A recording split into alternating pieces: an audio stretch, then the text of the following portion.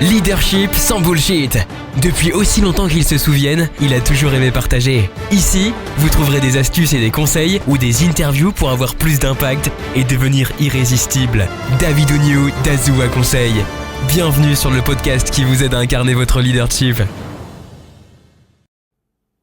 Nouvelle année, nouvelles opportunités, mais comment fixer des objectifs qui motivent vraiment ? Aujourd'hui, on parle d'objectifs SMART, de motivation à long terme et de collaboration pour réussir ensemble. Comment fixer des objectifs SMART ? Tout d'abord, laissez-moi vous rappeler les critères SMART. Spécifique, un objectif clair et précis. Mesurable, suivez vos progrès avec des indicateurs. Atteignable, ambitieux, mais réaliste. Réaliste, bien entendu, c'est-à-dire aligné avec vos ressources. Et enfin, temporel, fixez une deadline, restez concentré. Au lieu de dire « je veux augmenter mes ventes », dites plutôt « je veux augmenter mes ventes de 20% d'ici fin mars en lançant 3 campagnes ciblées ». Quels sont les pièges des objectifs trop lointains ?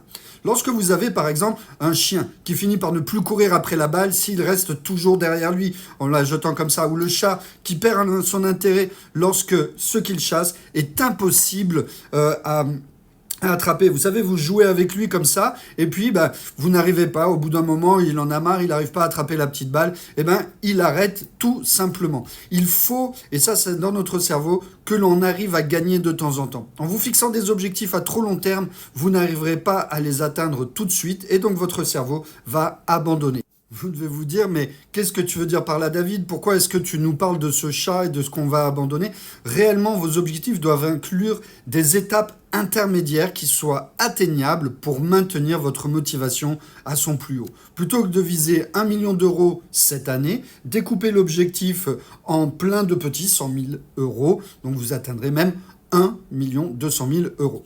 L'adhésion de l'équipe, collaborez tous ensemble pour réussir. Incluez votre équipe ou vos collaborateurs dans le processus de définition des objectifs en leur demandant leur avis. Les impliquer garantit leur adhésion et il y a quand même peu de chances qu'ils vous disent « j'ai pas envie de faire aussi bien que l'année dernière, je voudrais faire 50% de moins, etc. » Organisez une session de brainstorming avec votre équipe pour définir les priorités. Vos priorités, ça va renforcer un engagement collectif. Seul, on va plus vite. Ensemble, on va plus loin. Cet épisode de Leadership sans bullshit est quasiment fini. Qu'est-ce qu'on a vu aujourd'hui ?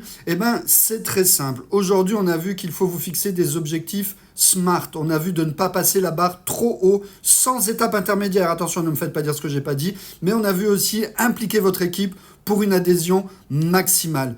Prenez quelques minutes dès aujourd'hui pour réfléchir à vos objectifs 2025. Et si, bien entendu, vous avez besoin d'aide pour structurer tout ça, je suis là pour vous accompagner. Partagez cet épisode avec quelqu'un qui a besoin de clarté dans ses objectifs. Vous allez l'aider et il vous en sera reconnaissant. À très bientôt. C'était David Oigniou d'Azua Conseil. Laissez une note, ça fait toujours plaisir. Et retrouvez-le sur les réseaux sociaux. À bientôt.